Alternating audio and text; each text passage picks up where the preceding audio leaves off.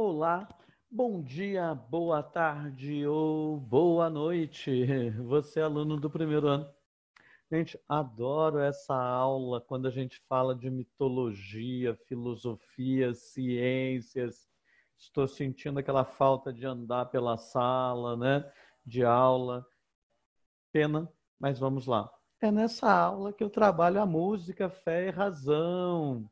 Durante a Idade Média, Deus mandava meu irmão para continuar, se eu poder chamar Aristóteles e Platão. Para quê, meu irmão? Conciliar fé e razão. Vamos achar um jeitinho de trabalhar, tá? Formas de conhecimento. Não existe só uma forma de conhecimento.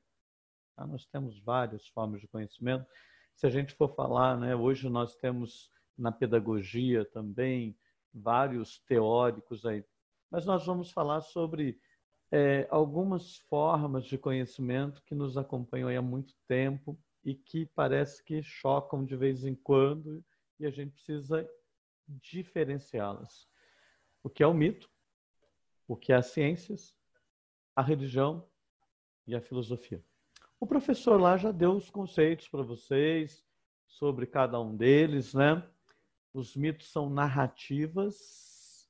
São narrativas porque antes não escreviam, né? E o interessante da narrativa é que você conta de um jeito, o outro conta de outro, aquilo vai crescendo, vai aumentando, e isso é a mitologia. Mas a mitologia não era uma mentira, gente, ela existiu. Né? Os Zeus, Hades, Poseidon, que tem os questionamentos. Mas é aquilo que o professor falou, de repente tinha alguém com uma estrutura, né, ele é Zeus, né? Mas o importante é guardar que a mitologia era uma forma de explicar a realidade. Não tinha como explicar a realidade, né? Então eu vou explicar dessa forma. Às vezes eu falo até da Medusa, né? Porque a Medusa ela era muito bonita antes, né? Causava aquele e de repente, né? As mulheres, as deusas achavam que ela dava em cima dos outros deuses, né? Ah, então vamos deixá-la feia. Hoje você consegue ver isso aí, o que acontece às vezes com uma menina que faz isso, né, tal. Então era uma forma dele explicar isso que acontecia lá, mas ele não tinha como explicar da maneira que nós temos hoje, né? Que é errado, né, gente? Né? Vou encher o cabelo da mulher de serpentes ou deixá-la feia, né? Já vinha aquela questão do machismo lá atrás, né? Mas não é isso que nós vamos estudar aqui agora, tá bom? Ciências. As ciências, ela é empírica. Ela tem essa necessidade de explicar, mostrar como as coisas são, né? Diferente da filosofia. Qual que é a diferença entre a filosofia e as ciências? A filosofia, ela não quer explicar nada, né? Ela quer chegar na verdade. Cada vez que ela chega na verdade, vem uma pergunta, ela vai. As ciências, ela tem essa necessidade de explicar, tá? Os mitos, eles eram uma forma de tentar explicar aquilo que não dava para explicar. A religião, ela já dá a verdade pronta. Não estou questionando se é mentira, se é verdade, mas ela já traz algo pronto, né? Eu tenho uma religião, né? Então a minha religião diz aquilo e é aquilo. Mas, então, bem lá do passado, lá de trás, né? Da minha mãe, do meu pai, tá? Então a religião, mas ela já dá uma verdade pronta, né? A verdade vos libertarás. Aqui não é o nosso papel questionar, né, as verdades. Por exemplo, o profano, que é profano, que é, né? É aquilo que a professora falou. Para uma religião pode ser profano, para outra não, porque são várias religiões. Quando a gente fala em religião, não estou falando em uma única religião.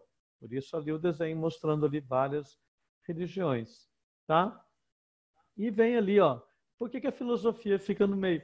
Gente, porque a filosofia questiona tudo isso.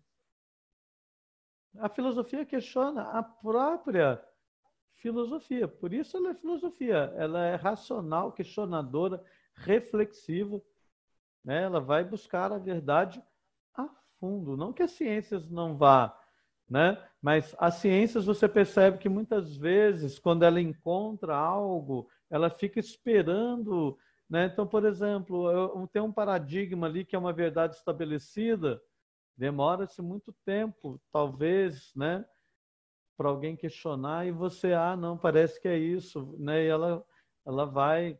Então, a filosofia, ela é questionadora, né? Ela sempre vai questionar. O empirismo, que nós já falamos, lembra? As ciências, ela é empírica, os sentidos, né? Ela vai experimentar, ela precisa experimentar, né? Por quê? Porque é ciências. Ciências é empírica, tá? E aí vem a diferença da filosofia e da sociologia, que ele havia falado, né? A sociologia, ela é empírica, as ciências sociais, ela vai explicar a sociedade a partir de dados, fatos, né? Aquilo que é visível, que é palpável, né? A sociologia não estuda, não vai estudar Deus, porque não é palpável, ela vai estudar o fenômeno, religião, né, tal, mas ela não vai se aprofundar a explicar se Deus existe ou não. A filosofia, ela estuda tudo, né? Nós temos áreas da filosofia que estudam Deus, que é a metafísica e tudo mais. Ele falou um pouquinho do Karl Popper e do Thomas Kuhn, né? Foi muito rápido, né, o que ele falou, mas para completar, né, eu coloco aqui, né, as ciências, eu não posso confiar totalmente nas ciências, porque as ciências pode errar, assim que ela é empírica, lembra? Os sentidos nos enganam. Outra, alguém pode querer te enganar através das ciências, os dados podem ser manipulados, né? Então, quando o Karl Popper está aqui no Cisnes, né? O Karl Popper, ele vai falar do falsificacionismo, que o professor falou. Todos os cisnes são brancos?